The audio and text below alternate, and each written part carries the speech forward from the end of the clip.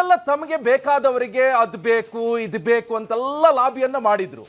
ಅದಾದ ಮೇಲೆ ಅದು ಬೇಡ ಇದಾದ್ರೂ ಫೈನಲ್ ಮಾಡಿ ಸಾಕು ಅಂತ ಹೇಳಿದ್ರು. ಅದು ಆಗದೆ ಇದ್ದಾಗ ನಾವು ಕೊಡೋದೆಲ್ಲ ಕೊಟ್ಟಿದ್ವಿ, ಹೈಕಮಾಂಡ್ ಫೈನಲ್ ಮಾಡಿ ಕಳಿಸುತ್ತೆ ಅಂತ ಅಂದ್ರು. ಈಗ ಪರಿಸ್ಥಿತಿ ಎಲ್ಲಿಗೆ ಬಂದಿದೆ ಅಂತ ಹೇಳಿದ್ರೆ ಅದಕ್ಕೀಗ ಹಂಗಾದ್ರೂ ಆಗ್ಲಿ ಹಿಂಗಾದ್ರೂ ಆಗ್ಲಿ ಹೆಂಗಾದ್ರೂ ಆಗ್ಲಿ ಅಂತ ಕಾದು ಕಾದು ಕಣ್ಣನ್ನ ಹಣ್ಣಾದವರು ಹೇಳಿದ್ರು. ನಮ್ಮ ಒಳನೋಟಕ್ಕೆ ಏನಂತ ಈ ಸ್ಟೋರಿ ನೋಡ್ಕೊಂಡು ಬರೋಣ.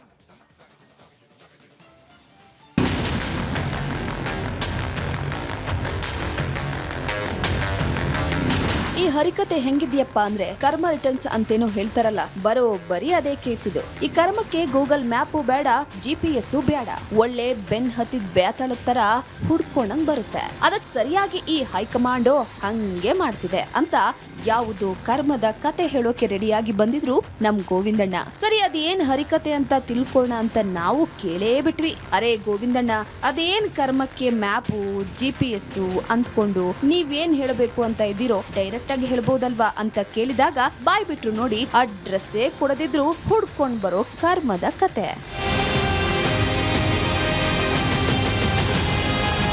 ವಿಷಯ ಏನಪ್ಪಾ ಅಂದ್ರೆ ಕೆಪಿಸಿಸಿ ಅಧ್ಯಕ್ಷ ಹರಿಪ್ರಸಾದ್ ಅವರು ಅಧಿಕಾರಕ್ಕಿಂತ ಹೋರಾಟನೇ ಇಂಪಾರ್ಟೆಂಟು, ಮಂತ್ರಿ ಮಾಡೋದಲ್ಲ ಅಂತ ರಾಹುಲ್ ಗಾಂಧಿ, ಪ್ರಿಯಾಂಕ್ ಗಾಂಧಿ ಎಲ್ಲಾ ಪೊಲೀಸ್ ಸ್ಟೇಷನ್ ನಲ್ಲಿ ಇರುವುದನ್ನ ಉಲ್ಲೇಖಿಸಿ ಹೇಳಿದ್ರು. ಇನ್ನೇನು 1 ವಾರ ಕಳೆದ್ರೆ DKಶಿ ಸಿಎಂ ಆಗಿ 2 ತಿಂಗಳು ಕಳೆಯುತ್ತೆ. ಈಗಾಗಲೇ 50 ದಿನ ಕಳೆದು ಹೋಗ್ಬಿಟ್ಟಿದೆ. ಆದ್ರೆ ಕ್ಯಾಬಿನೆಟ್ ಮಾತ್ರ ಒಬ್ಬರನ್ನು ಸೇರಿಸ್ಕೊಳ್ಳಕ್ ಆಗ್ತಾ ಇಲ್ಲಲ್ಲ. ಏನ್ ಕತೆ ಅನ್ನೋ ಗುಸುಗುಸು ವಿಧಾನಸೌಧದ ಕಾರಿಡಾರ್ ಅಲ್ಲಿ ಜೋರಾಗಿಯೇ ನಮ್ ಗೋವಿಂದಣ್ಣನ್ ಕಿವಿಗ್ ಬಿದ್ದಿದೆ. ಬರೀ ಈ ಕಥೆಯಷ್ಟೇ ಕಿವಿಗ್ ಬಿದ್ದಿರೋದಲ್ಲ, ಉಪಕಥೆಯೂ ಕಿವಿಗ್ ಬಿದ್ದಿದೆ. ಅದೇನಪ್ಪಾ ಅಂದ್ರೆ, ಅರೆ ಇವರು ಸಿಎಂ ಆಗಿ ಬರೀ 2 ತಿಂಗಳಾಗ್ತಾ ಇದೆ. ಆ ಸಿದ್ದರಾಮಯ್ಯ ಸಿಎಂ ಆಗಿ 3 ವರ್ಷ ಆದ್ರೂ ಈ ಪುಣ್ಯಾತ್ಮ ಪುನರ್ರಚನೆ ಮಾಡಕ್ ಬಿಟ್ಟಿರ್ಲಿಲ್ವಂತಲ್ಲ. ಇದಕ್ಕೇನ್ ಹೇಳ್ತಿ? ಈ ಕಾಲ ಹೆಂಗಪ್ಪ ಅಂದ್ರೆ ಗಿಫ್ಟ್ ಕೊಟ್ಟ ಮೇಲೆ ರಿಟರ್ನ್ ಗಿಫ್ಟ್ ತಗೊಳ್ಳೇಬೇಕು ಅಂತಾನು ಅದೇ ಕಾರಿಡಾರ್ ಅಲ್ಲಿ ಮಾತಾಡ್ತಾ ಇದ್ದಿದ್ದು ನಮ್ ಗೋವಿಂದಣ್ಣನ್ ಕಿವಿಗ್ ಬಿದ್ದಿದೆ.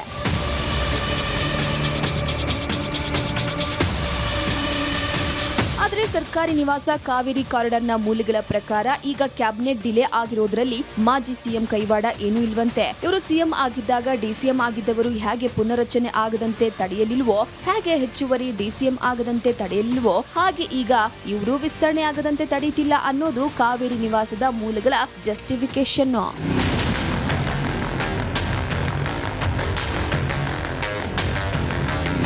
ಈ ಕಾವೇರಿ ಕಾರಿಡಾರ್ ಸೋರ್ಸ್ ಹೇಳೋದು ಹೆಂಗಿದ್ಯಪ್ಪ ಅಂದ್ರೆ, ಒಂದು ವೇಳೆ ಈಗ ಮಾಜಿ ಸಿಎಂ ವಿಸ್ತರಣೆ ಮಾಡೋಕೆ ಅಡ್ಡಿಯಾಗಿದ್ದಾರೆ ಅಂತ ಹೇಳಿದ್ರೆ, ಈಗ ಸಿಎಂ ಆಗಿರೋರು ಹಿಂದೆ DCM ಆಗಿದ್ದಾಗ ಪುನರ್ರಚನೆಗೆ ಅಡ್ಡಿ ಮಾಡಿದ್ರು ಅಂತ ಒಪ್ಕೋಬೇಕು. ಇಲ್ಲಪ್ಪ DCM ಆಗಿದ್ದಾಗ ಪುನರ್ರಚನೆಗೆ ಅಡ್ಡಿ ಮಾಡೇ ಇಲ್ಲ ಅಂತ ಹೇಳೋದಾದ್ರೆ, ಈಗ ಮಾಜಿ ಸಿಎಂ ವಿಸ್ತರಣೆಗೆ ಅಡ್ಡಿ ಮಾಡ್ತಿಲ್ಲ ಅಂತ ಒಪ್ಕೋಬೇಕು. ಇದೊಳ್ಳೆ ಕತೆ ಆಯ್ತಲ್ಲ ಅಂತ ತಲೆ ಕೆಡಿಸ್ಕೊಂಡಿದ್ರು ನಮ್ ಗೋವಿಂದಣ್ಣ.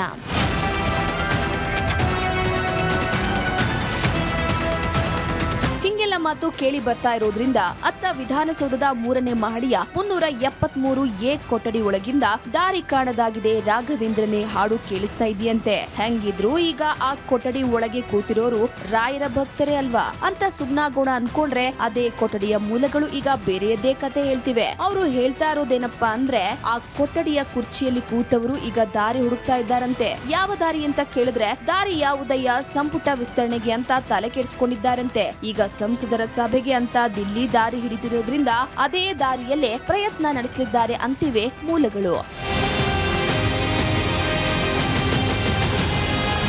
ಈ ಕಾಂಗ್ರೆಸ್ ಹೈಕಮಾಂಡ್ ಹೆಂಗಪ್ಪ ಅಂದ್ರೆ, ಮೊದಲು ವಿಸ್ತರಣೆಗಾಗಿ ಕೊಟ್ಟ ಮಂತ್ರಿ ಪಟ್ಟಿ ನೋಡುತ್ತೆ. ಅದು ಸರಿ ಇಲ್ಲ ಅನ್ಸಿದ್ರೆ ಹೊಸ ಪಟ್ಟಿ ತನ್ನಿ ಅನ್ನುತ್ತೆ. ಆ ಪಟ್ಟಿಯಲ್ಲಿ ಯಾರು ಗಟ್ಟಿ ಅಂತ ಫೈನಲ್ ಮಾಡೋಕೆ ಟೈಮ್ ತಗೊಳುತ್ತೆ. ಅದಾದ ಮೇಲೆ ಯಾರ್ಯಾರು ಏನೇನ್ ಪಟ್ಟು ಹಾಕ್ತಾರೆ ಅಂತ ನೋಡುತ್ತೆ. ಇಷ್ಟಾಗುವ ಹೊತ್ತಿಗೆ ವಿಸ್ತರಣೆ ಆಗೋದೇ ಡೌಟ್ ಅನ್ನೋ ಹಂಗ ಆಗಿರುತ್ತಲ್ಲ. ಆಗ ಈ ಕಡೆ ಸಿಎಂ ಆಗಿರೋರ್ಗೆ ಯಾರು ಬಂದ್ರೆ ಏನು, ಯಾರು ಹೋದ್ರೆ ಏನು, ಹೆಂಗೋ ವಿಸ್ತರಣೆ ಆದ್ರೆ ಸಾಕು ಅನ್ನೋ ಮೈಂಡ್ ಸೆಟ್ ಬರ್ತಾರಲ್ಲ.